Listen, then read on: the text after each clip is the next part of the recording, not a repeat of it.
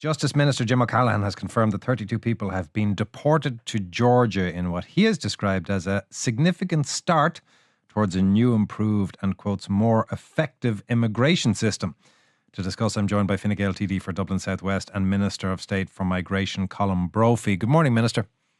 Good morning, Anton. The 32 individuals deported within the bounds of privacy and confidentiality, can you give us a sense of what their refugees or asylum seeking status was, what the sort of demographic was, and why they have been deported? Well, very clearly to say, first of all, that I really welcome this first of what will be a part of an ongoing process of deportations.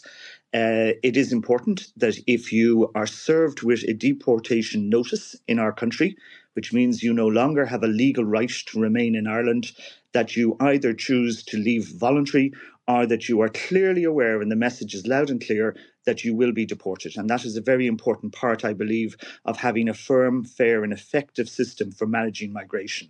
And so people who were a part of this process of deportation were and had been served with a deportation notice. And that is how the process commences. Do we have any sense of how long these individuals, either median or average, had been in the country?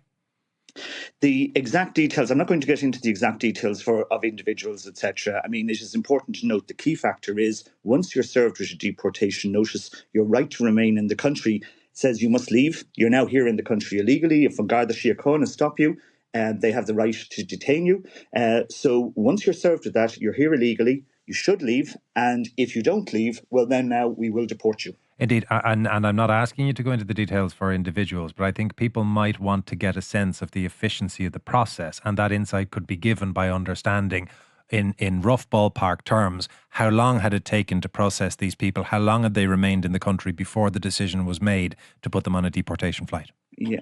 Well, as I say, without getting into the individuals in question, it is important to remember there's a very full and fair system. This is the start of a recommencement of deportation flights. That was a commitment in the programme for government. We put in place the necessary a charter to do it, and now this is the first of them. And I think that's the important thing we should focus on in relation to this. I would like to focus on that sense of how long they've been here, though. Yeah, well, I mean, people go through a process when they arrive here, and I'm not going to, as I say, go into the individual details of how long any individual person was here. But once they have been served with their notice, as of from now, and the objective will be in the future, and this is very important, Anton, the objective will be in the future to have a system whereby, as part of deportations, which are voluntary, initially, you're asked to leave. But if they're not there, that we will be able to move much more quickly to a system of being able to do deportations in a forced way. Now, Minister, you there in your last sentence talked about moving quickly to a system of deportation. Without wishing to harp on it, one of the insights I think a lot of people would like to have is how quick this process is moving. I'm not asking about individuals within this cohort of 32. I'm asking for a rough sense of the type of duration we're talking in terms of processing these people. Well, what we are hoping to do now is during the course of this year is to move to a situation where very quickly we will be asking people to leave when they have been served with a deportation notice. The first way in which that will happen is through them choosing to opt voluntary. But after that, we are going to move to a much faster time frame for having the ability to deport people as we did last night. Okay, I'll try one more time, Minister. You talk about a faster time frame. Faster is comparative. Faster than what? What is the time frame that applied to these individuals? Well, what was happening, because we weren't, and we had a hiatus coming out of COVID where people weren't actually being deported using this system, we had people who were here quite a long period of time. And therefore, we want to shrink that down. We have a situation now where I believe we will be able to shrink that down by using that. And that means that shrink it down from what? What applied in these individuals' cases? Well, there were people who had remained here substantially beyond the period of time that they should have after being served with a deportation notice. As I say, without knowing the individual details of the people involved or going into them, which I don't think is appropriate, I can't say that. But we're going to have a situation now where we will be able to deport people much, much more quickly. And I think that is the important bit to focus on. These people were deported, as I understand it, on a charter flight to Georgia. How much did that cost? That cost 102,000 euros to do. So it's important to recognise, and that's the bit why I have been saying to you, that the most effective way for people to leave our country is to acknowledge that they're here after they've been served with a deportation notice, that they should not remain here, that they're here illegally, and to voluntarily leave. And we work to try and ensure that that happens.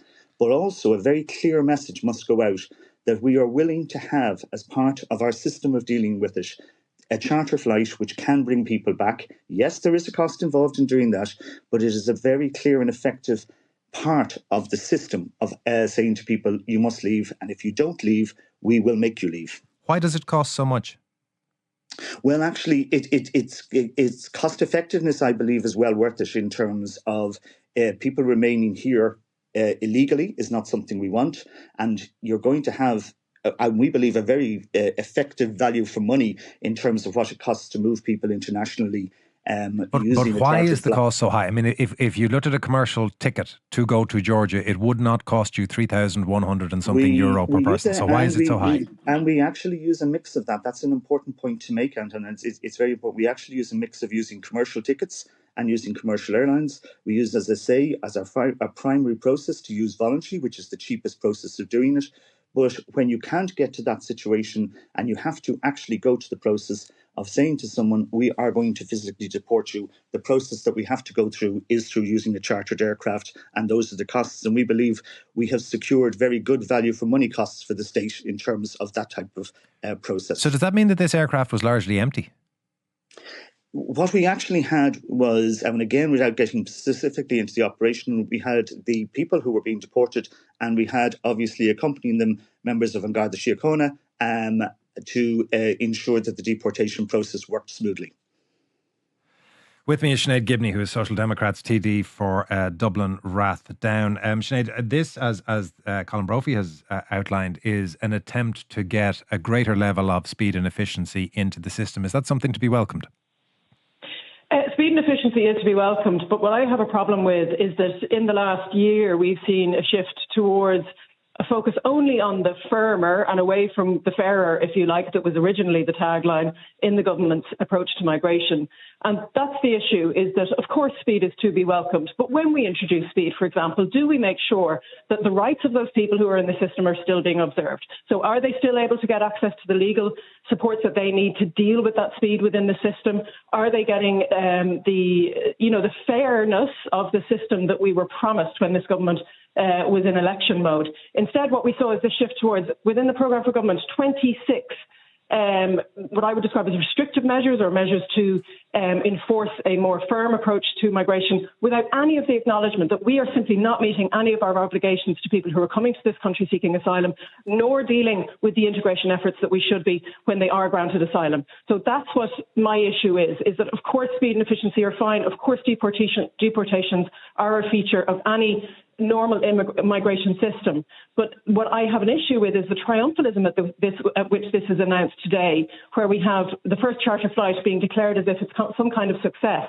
When many, many years ago now, 6 years ago, and we of course had COVID, we of course have had Ukraine, but we have still not seen one reception centre built, which was put forward in the Catherine Day paper and put forward again a number of years ago. There's a lot to unpick there, because you're talking about the treatment of them when they get here, the system that applies, the application of due process in relation to that system, and the discourse around it. Do you believe, first of all, that due process is applying? Whatever about the standards that are set in legislation, is it being followed correctly? What do you mean? Sorry, Anton, I don't know what you're asking there when you say due process rather than the legislation. Well, you've raised a number of issues. You've said that you are concerned that with speed you end up with people not receiving fair treatment. That fair treatment, lack of fair treatment, can either be because the system and the legislation that applies is innately unfair in and of itself, or that the speed at which people are being now dealt with means that that system isn't being applied properly. I'm trying to get a handle on which you think it is. Yeah. So so Ireland has an immigration system and legislation that underpins it that I would say just barely meets the standards at which we should be dealing with people seeking asylum here. So that's not necessarily the issue. But within that system, then, people have faced delays which are problematic for them. But when we talk about speeding up the system, it is being done with approach of not considering their needs, but instead the needs of the state.